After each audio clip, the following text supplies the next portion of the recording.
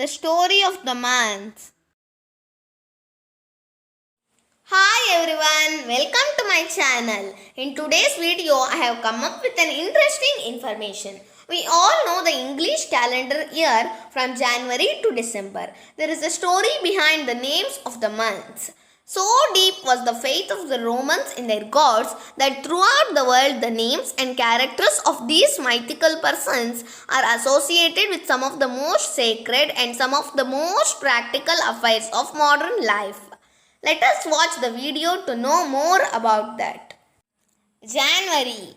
First would come a strange figure, a god with two faces, a god who looks forward and who looks back, and who carries a key in his hand.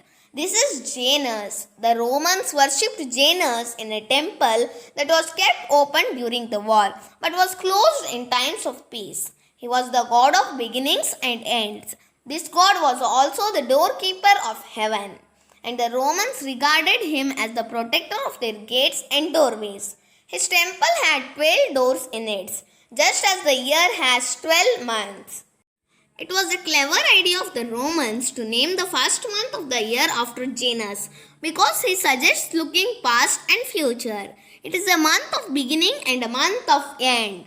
Everyone who thinks at all feels at the beginning of a year that it is a time for looking back on the past and also a time for looking forward to the future. It is the month January. February. At one time, February was the last month in the year, but 450 years before, it was placed after January instead of before and became the second month. The name February comes from a Roman festival of purification named Februa in honor of the god Lupercus. God Lupercus had a goat head because he was a god of shepherds and a dog head because it guards the flocks.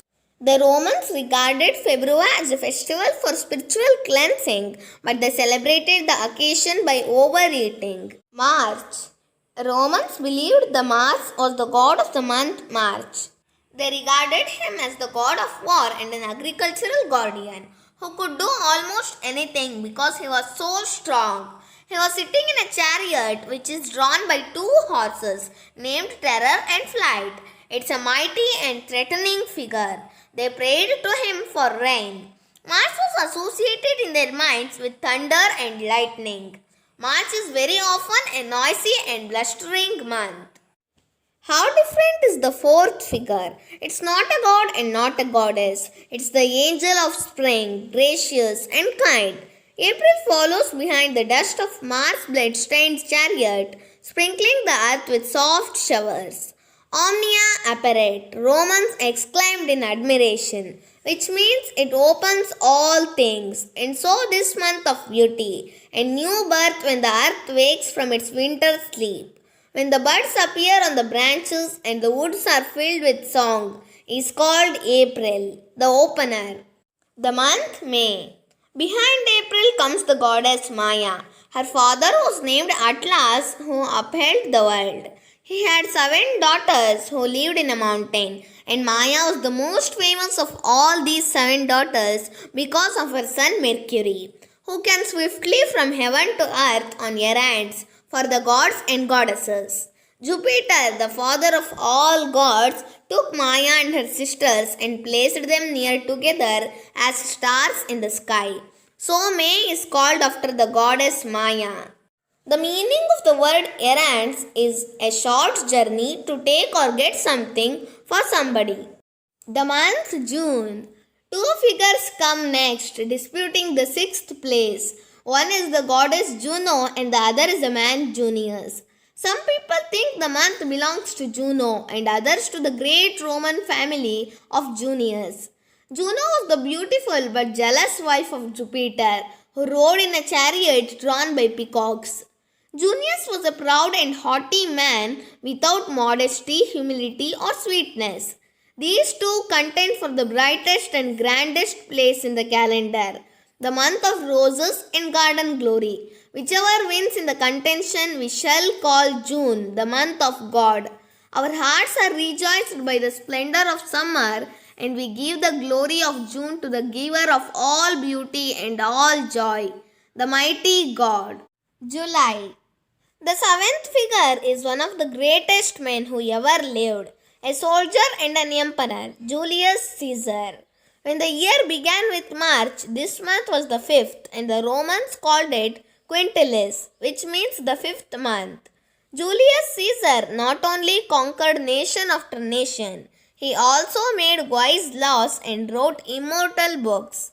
July, at one time called Quintilis, was renamed in honor of Julius Caesar. The month August. After Julius Caesar follows his grandnephew Augustus. He became the sole emperor and did much that added to the glory and power of his magnificent empire. His reign was called the Golden Age. At first, Augustus was called Octavius. The people, anxious to flatter him, changed his name Augustus, meaning noble. Then they called the eighth month August. The September month. September is the ninth month of the year, and to call it Septem, which means 7. When the year began with March and when the month following August was in very truth the 7th month of the year. October. The Romans, when they had given the name of their great emperor Augustus, they felt that no one would be worthy to have a month named after him.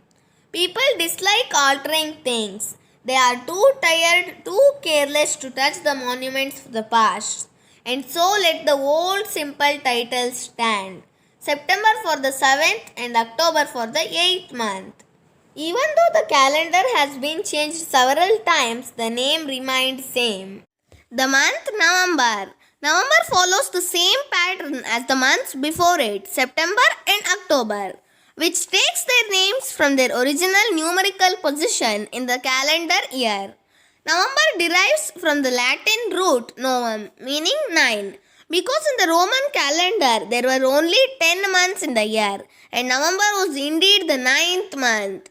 It's time to begin preparations for the winter months, whether that means pulling out your winter coat or adding another blanket to your bed. This is the month November. Last of all comes the 12th month. How strange that December. We know now that at one time this was the 10th month in the calendar. December, which seems to us to mean the end or the last. However, we don't bother about the origin of the name when December comes. We can see coming towards us another more cheerful figure. Big, happy, genial and generous comes Santa Claus through the snow riding over the hills with sack of toys. December, the month of Father Christmas, is the 12th but means 10th. Hope you find this session interesting. Give your likes and comments. Thank you. Bye bye.